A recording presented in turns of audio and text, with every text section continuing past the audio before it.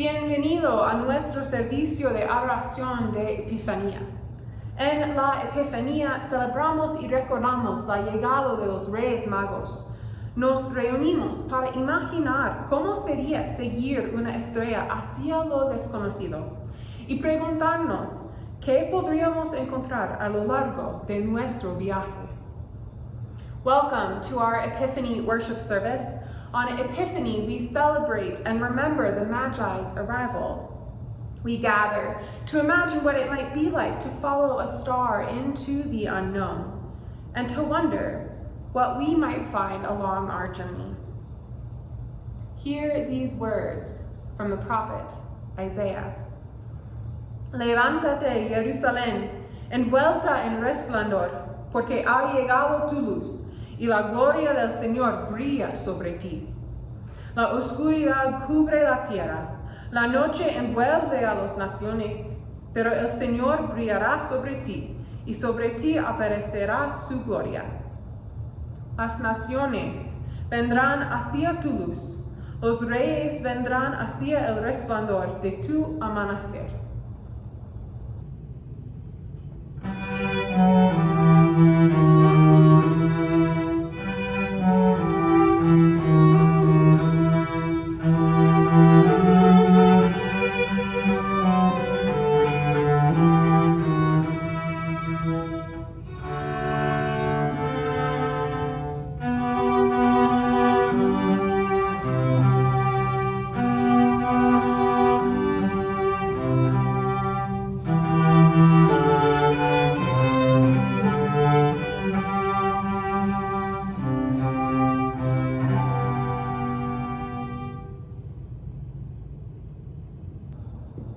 A reading from Matthew.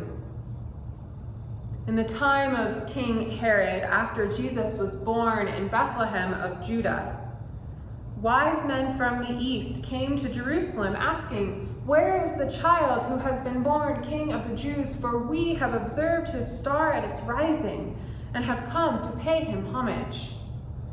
When King Herod heard this, he was frightened, and all Jerusalem with him, and calling together all the chief priests and scribes of the people, he inquired of them where the Messiah was to be born. They told him, "In Bethlehem of Judea, for so it has been written by the prophet, and you, Bethlehem, in the land of Judah, are by no means least among the rulers of Judah, for from you shall come a ruler who is to shepherd my people, Israel." Then Herod secretly called for the wise men and learned from them the exact time when the star had appeared. Then he sent them to Bethlehem, saying, "Go and search diligently for the child, and when you have found him, bring me word, so that I might also pay him homage."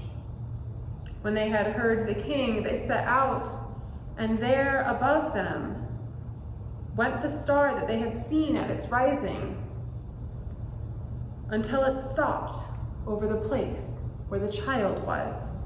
When they saw that the star had stopped, they were overwhelmed with joy. On entering the house, they saw the child with Mary, his mother, and they knelt down and paid him homage.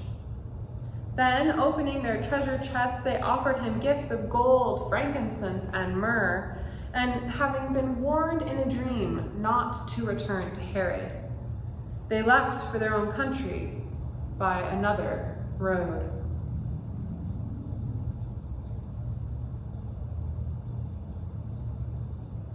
Una lectura de Mateo.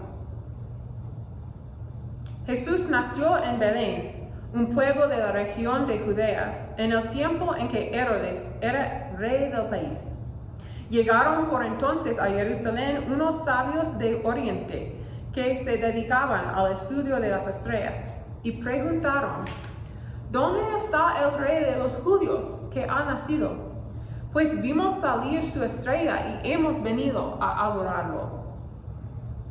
El rey Herodes se inquietó mucho al oír esto, y lo mismo les pasó a todos los habitantes de Jerusalén. Mandó el rey llamar a todos los jefes de los sacerdotes y a los maestros de la ley, y les preguntó dónde había de nacer el Mesías. Ellos le dijeron, en Belén de Judea, porque así lo escribió el profeta. En cuanto a ti, Belén, de la tierra de Judá, no eres la más pequeña entre las principales ciudades de esta tierra, porque de ti saldrá un gobernante que guiará a mi pueblo Israel. Entonces, Herodes llamó en secreto a los sabios y se informó por ellos del tiempo exacto en que había aparecido la estrella. Luego los mandó a Belén y les dijo, vayan allá y averigüen todo lo que puedan acerca de ese niño. Y cuando lo encuentren, avísenme para que yo también vaya a rendirle homenaje. Con estas indicaciones del rey, los sabios se fueron, y la estrella que habían visto salir iba delante de ellos hasta que por fin se detuvo sobre el lugar donde estaba el niño. Cuando los sabios vieron la estrella, se alegraron mucho. Luego entraron en la casa y vieron al niño con María, su madre, y arrodillándose le rindieron homenaje. Abrieron sus cofres y le ofrecieron oro, incienso y mirra. Después, advertidos en sueños de que no debían volver a donde estaba Herodes, regresaron a su tierra por otro camino. La palabra del Señor.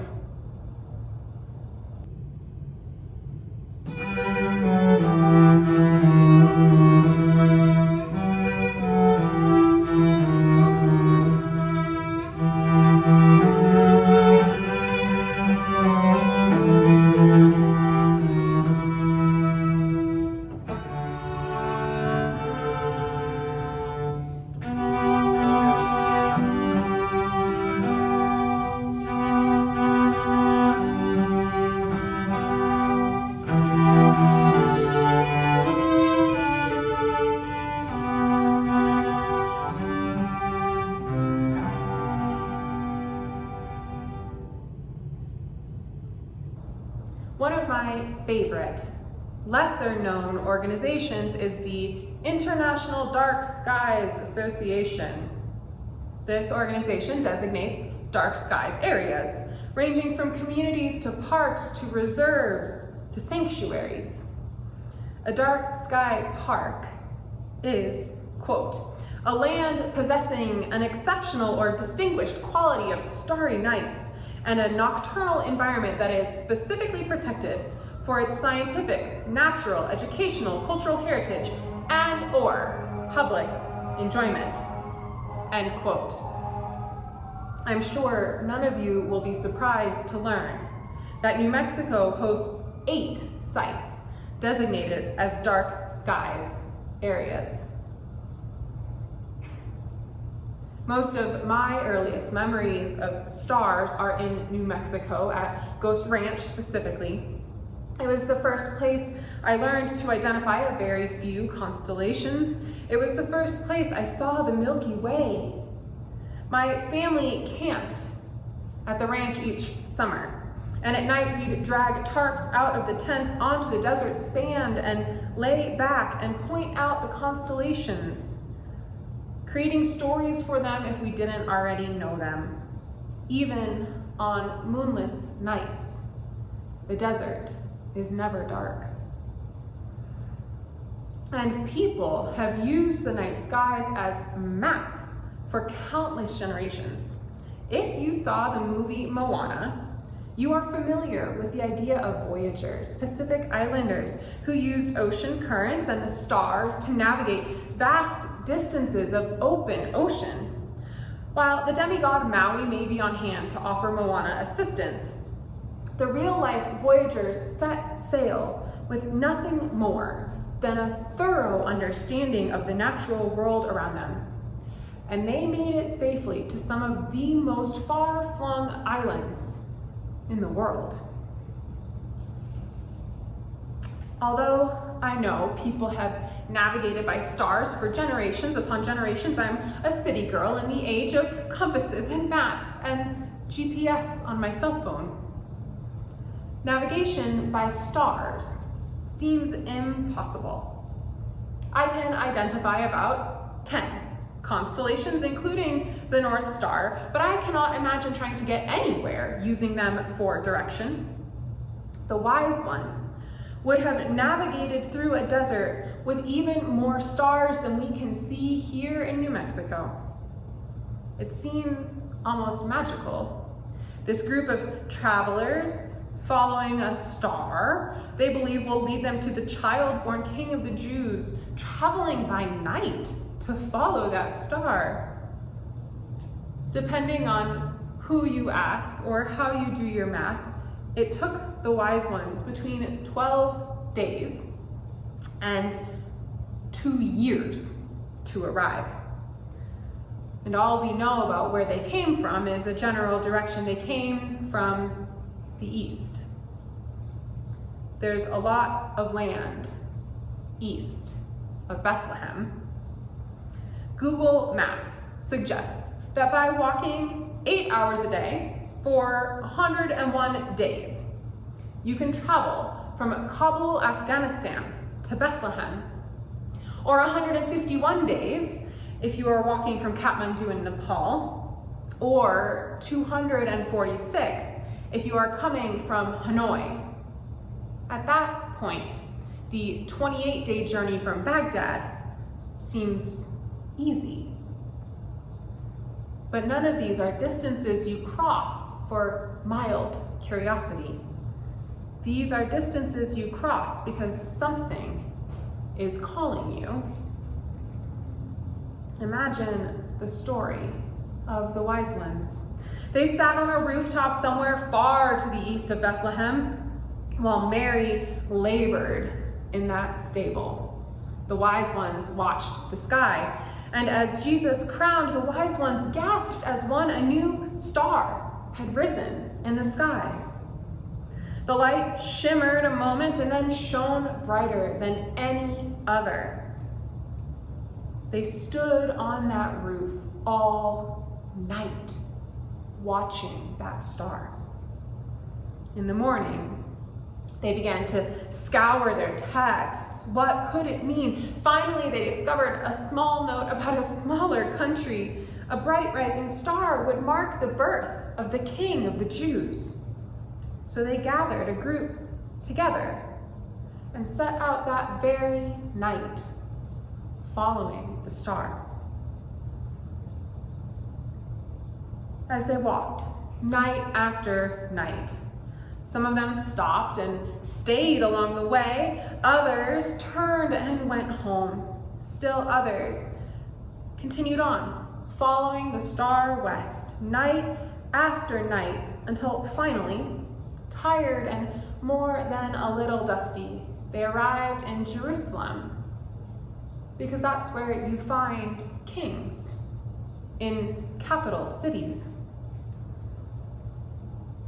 But Herod and his advisors sent them still further west, to Bethlehem, a small backwater town. They followed the star right to the child and were shocked to discover not a king, but the child of a carpenter and his young wife. Their hearts were filled with joy at the sight of the child, and they gave their gifts gladly. And as they started their long journey back home by another road, they began to discuss what it all meant, this star and the child who was a king, but not a king. I grew up celebrating Epiphany with my family. The wise ones on the table decorated my parents' house when I was little. We had a variety of children's books about Epiphany, but my favorite is The Legend of Old Buffana by Tommy de Paula.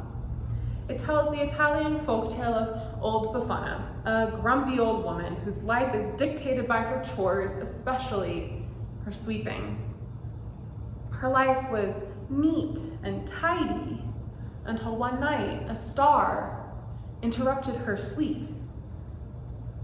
And then the next day, a parade of kings kings and wise ones with bells and singing disrupted her day.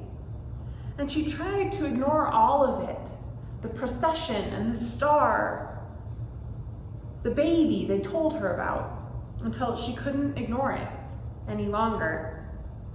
And so she chased after the star and the procession and took her broom with her, and she never made it to visit the baby.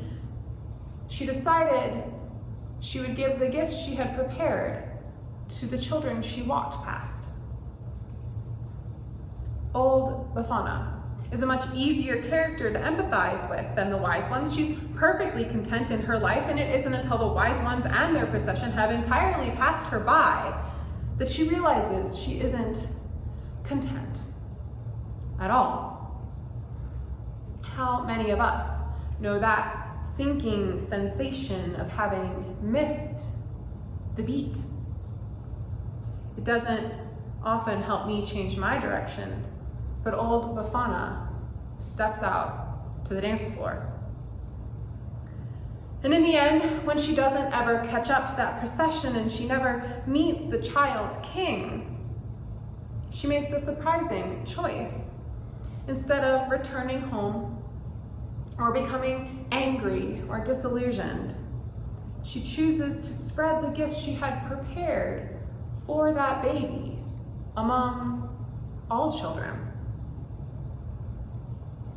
The drive to follow a star, it goes beyond adventure seeking.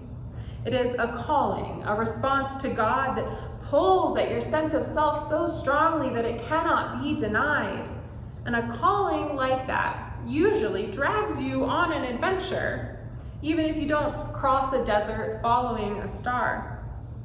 It leads you places you don't expect. The wise ones followed a star and made it to their destination, but what they found there was not what they expected.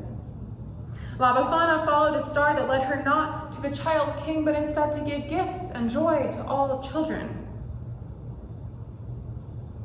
Where might your star lead you?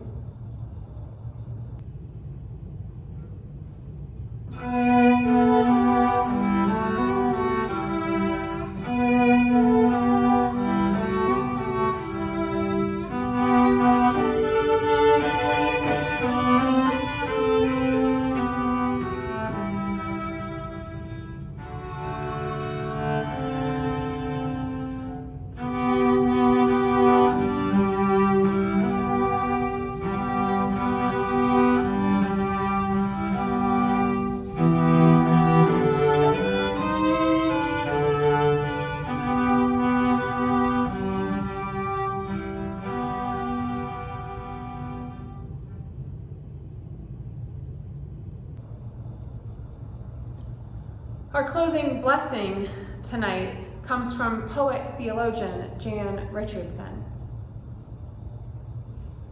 If you could see the journey whole, you might never undertake it, might never dare the first step that propels you from the place you have known toward the place you know not.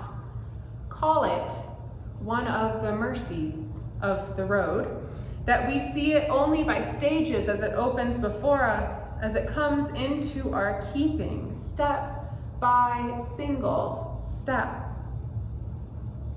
There is nothing for it but to go, and by our going, take the vows the pilgrim takes, to be faithful to the next step, to rely on more than the map, to heed the signposts of intuition and dream, to follow the star that only you will recognize, to keep an open eye for the wonders that attend the path, to press on beyond distractions, beyond fatigue, beyond what might tempt you from the way. There are vows that only you will know, the secret promises for your particular path, and the new ones you will need to make when the road is revealed by turns you could not have foreseen. Keep them, break them, make them again. Each promise becomes part of the path. Each choice creates the road that will take you to the place where at last you will kneel, to offer the gift most needed, the gift that only you can give, before turning to go home by another way.